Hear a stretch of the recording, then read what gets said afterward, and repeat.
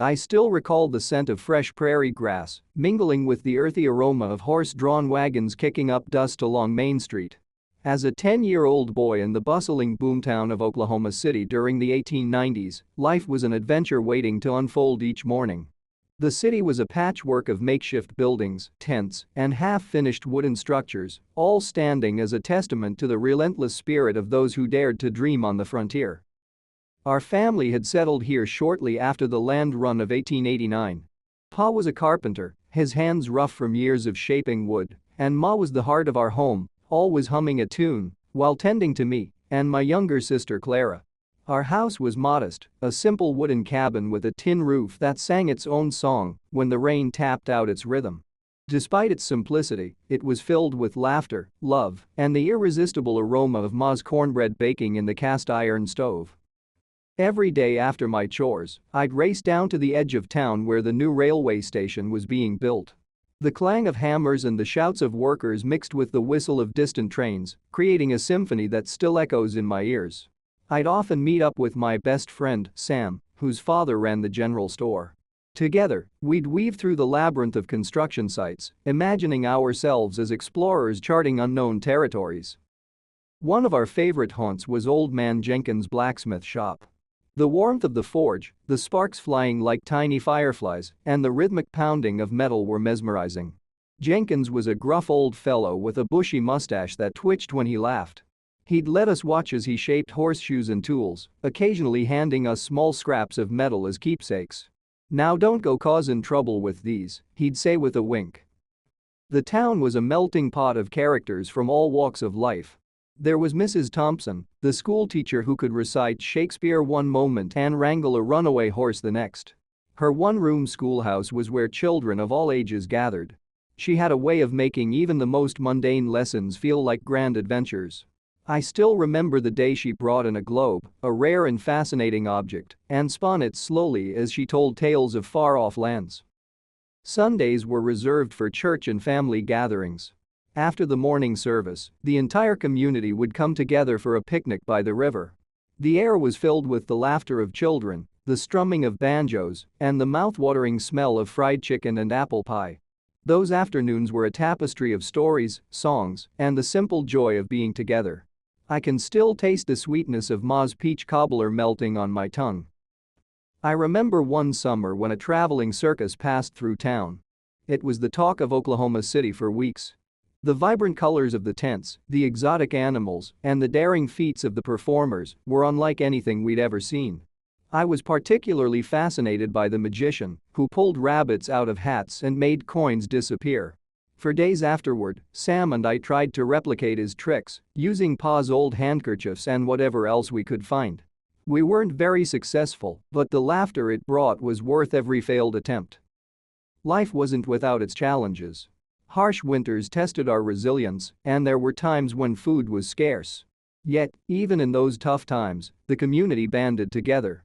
Neighbors shared what they could, and no one was left to face hardship alone. It was during these moments that I learned the true meaning of compassion and solidarity. Dr. Whitman, the town's only doctor, was a frequent visitor to our home, not because we were ill, but because he loved Ma's cooking. He was a tall, lanky man with spectacles that perched precariously on the end of his nose. "An apple a day keeps me away," he'd joke, "but I can't resist your apple pie, Mrs. Harper." His stories of medical marvels and far-off cities ignited my imagination.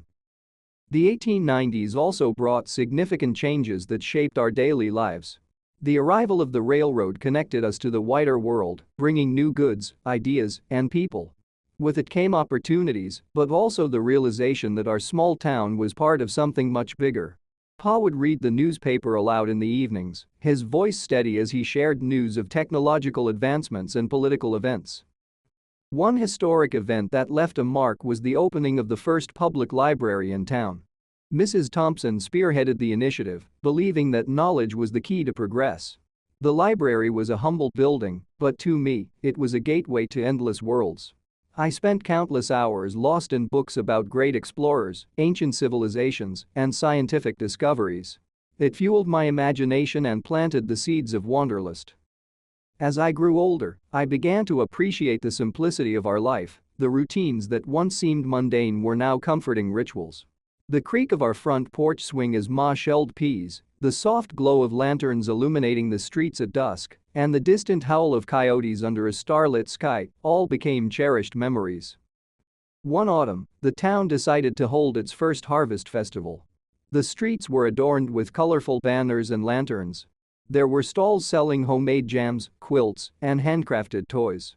Clara and I entered the pie-eating contest, and though we didn't win, the laughter and sticky faces were prize enough. That evening, as the sun dipped below the horizon, the community gathered around a large bonfire. Stories were told, songs were sung, and for a moment, time seemed to stand still. Looking back, I realize how much those formative years in Oklahoma City shaped who I am today. The values of hard work, community spirit, and a deep appreciation for the simple things in life were ingrained in me. We didn't have the luxuries of big city life, but what we lacked in material wealth, we more than made up for in rich experiences and close-knit relationships. The pioneer township taught me the importance of resilience. When a fire swept through part of the town, destroying homes and businesses, it was remarkable to see how everyone came together to rebuild. Even as a child, I was involved, helping Pa gather wood, passing nails to the carpenters, and offering comfort to those who had lost everything. It was a powerful lesson in the strength of community and the human spirit. The seasons painted our lives with broad strokes of change and continuity. Spring brought wildflowers that dotted the prairies with bursts of color. I'd help Ma plant the vegetable garden, the soil cool and rich between my fingers. Summer nights were spent catching fireflies in mason jars, their gentle glow lighting our whispered conversations. In winter, the rare snowfall transformed our world into a glittering landscape, and we'd spend hours sledding down the gentle slopes outside town. The sounds and smells of Oklahoma City are etched into my memory, the whistle of the wind through the tall grass, the steady clip-clop of horses on dirt roads, the aroma of fresh bread wafting from the bakery, and the comforting scent of pine wood burning in the fireplace. These sensory details weave together to form the tapestry of my childhood. I often find myself yearning for the unhurried pace of those days. The modern world moves so fast, and it's easy to get caught up in the rush. But then I close my eyes and recall the gentle sway of wheat fields in the breeze, the sound of Clara's laughter as we chazzed each other through the yard, and the taste of Ma's homemade blackberry jam on warm biscuits. If there's one thing I hope to pass on, it's the appreciation for life's simple pleasures, the joy of a shared meal, the satisfaction of a day's hard work, and the warmth of friendship. The memories of Oklahoma City's early days are more than just stories, they're a reminder of where I come from and the values that guide me. As I share these recollections with you, I can't help but smile. Those were times of innocence and wonder, filled with characters and moments that left an indelible mark on my heart. The frontier may have been rough around the edges, but it was home, a place where dreams were built with timber and tenacity. Even now, I can feel the rough texture of Pa's workbench, the smooth handle of the hammer he let me use when I helped him build our front porch.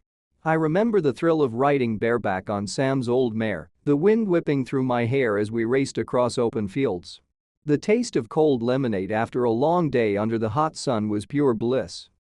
The historic events of the time didn't just happen around us, they happened to us. The push for Oklahoma's statehood was more than political chatter, it was the pulse of our town. Meetings were held in the town hall, and even as a child, I could feel the excitement and the weight of change in the air. Pa took me along to listen, saying, "It's important to understand the world you're growing up in." I learned about responsibility and the impact one person can have on a community. When Mrs. Jenkins fell ill, Ma organized a rotation of neighbors to help with meals and chores. "We take care of our own," she said firmly. It was more than a lesson, it was a way of life. The day the telegraph lines were completed, a crowd gathered to witness the first message sent and received. It was a simple greeting from a neighboring town, but it felt like a miracle. The world was opening up, and we stood on the cusp of a new era. Yet, even with these advancements, the essence of our daily lives remained grounded in the land and in each other. In today's world, where information travels at the speed of light and life space seems relentless, I find solace in these memories. They remind me of the importance of staying connected to one's roots and valuing the relationships that truly matter. As I conclude this journey down memory lane, I am filled with gratitude. Oklahoma City in the 1890s was more than a place, it was an experience that shaped my character and outlook on life.